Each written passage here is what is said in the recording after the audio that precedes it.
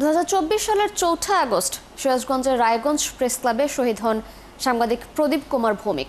ছাত্র জনতার মিছিল ধানকড়া মোড়ে আওয়ামী লীগ কার্যালয়ে হামলা করলে তাদের অনেকেই পাশের রায়গঞ্জ প্রেস ক্লাবে ঢোকেন। এ সময় ধাওয়া পাল্টা ধাওয়ায় নিহত হয় প্রদীপ কুমার। আহত হন 8 থেকে 9 জন সাংবাদিক।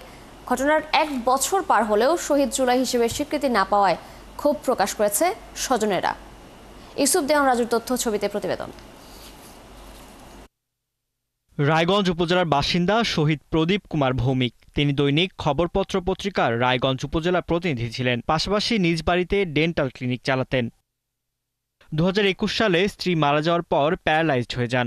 এর 2 বছর পর স্বাভাবিক জীবনে ফিরলেও ঠিকমতো কথা বলতে পারতেন না তিনি। এই অবস্থায় গত বছরের 4 আগস্ট আন্দোলনে শহীদ হন তিনি। তার 2 ছেলে বাবা মাকে হারিয়ে এখন কষ্টে দিন পার করছেন। ছোট ছেলে সুজন কুমার ভৌমিক জানান, হত্যাকাণ্ডের সময় পরিবারের কেউ ঘটনাস্থলে ছিল না। অভিযুক্তদের কাউকে না চেনায় মামলা করা হয়নি। বাবার নাম জুলাই শহীদদের তালিকায় তুলতে 2 দফা জেলা ও উপজেলা প্রশাসন এবং জেলা তথ্য অফিসে আবেদন করা হয়েছে। সে সাংবাদিকতা করতে যায় সে শহীদ হয়েছে।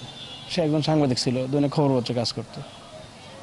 আমি তার বিষয়ে স্বীকৃতি পাওয়ার জন্য, যে সে একজন শহীদ, সেই শহীদ পাওয়ার স্বীকৃতি পাওয়ার জন্য আমি চেষ্টা করছি অনেক। আমি আপনার ডিসি বরাবর একটা আবেদন দিয়েছিলাম। তথ্য মন্ত্রণালয় থেকে আমাকে ফোন দিয়েছিল সিরাজগঞ্জের, ওনারা বাবার বিষয়ে একটা আবেদন দিতে বলছিল। আমি ওখানে একটা আবেদন দিয়েছিলাম। ইউনো সাহেবের কাছেও বলা হয়েছিল। তার পরবর্তীতে কেন কী কারণে যে বাবার নামটা শহীদের তালিকায় আসেনি এটা আমি জানি না।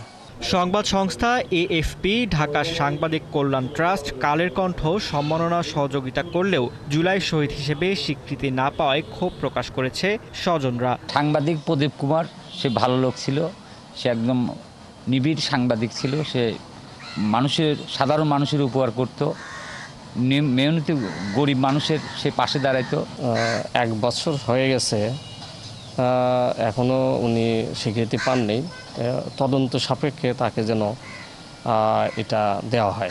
সিরাজগঞ্জ জেলা বিএনপির সাধারণ সম্পাদক সাইদুর রহমান বাচ্চুও বাড়িতে এসে সহায়তা করে গেছেন। তিনি জানান, শহীদ পরিবারগুলোর পাশে সবসময় রয়েছে বিএনপি। এখন সরকারি এজেন্সি ওনারাই ভালো বলতে পারবেন কেন প্রদীপ ভৌমিকের নাম গ্রেজেটে আসলো না, এটা ওনারা ভালো বলতে পারবেন। এই বিষয়ে আমি খুব ভালো বলতে পারবো না।